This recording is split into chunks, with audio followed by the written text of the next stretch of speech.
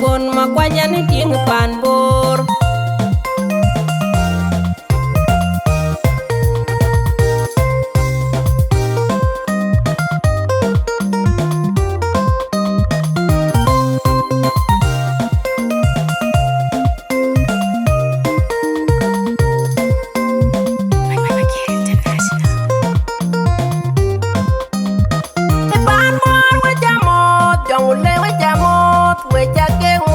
Rinke Paan deni jol bor, pani jol bor Thabuun yenne Waak, pani jol bor yenne Paan mor wajamot, jongule wajamot, wajake mot.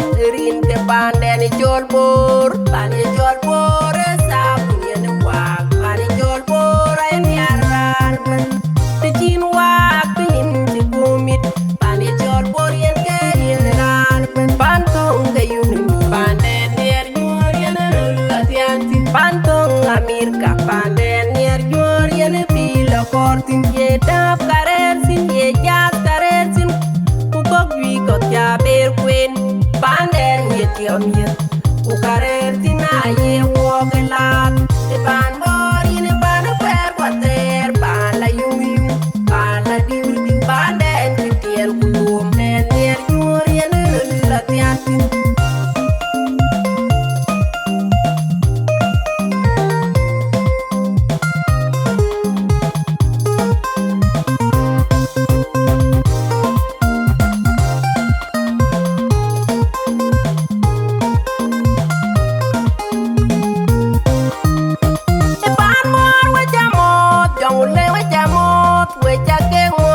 Rinke Paan deni jol bor, pani jol bor Thabuun yenne Waak, pani jol bor yenne Paan mor wajamot, jongule wajamot, wajake mot.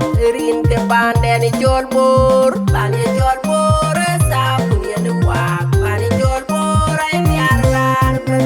Tijin Waak pinin tikumit, pani jol bor yenne Rinke. Pantong gayuni Paan deni Pantong Amerika panden yer jor yene pila kortin ye tap karer sin ye jazz karer sin ukok wi kot ya ber kwen panden ye tiomye ukarer tin aye wogelat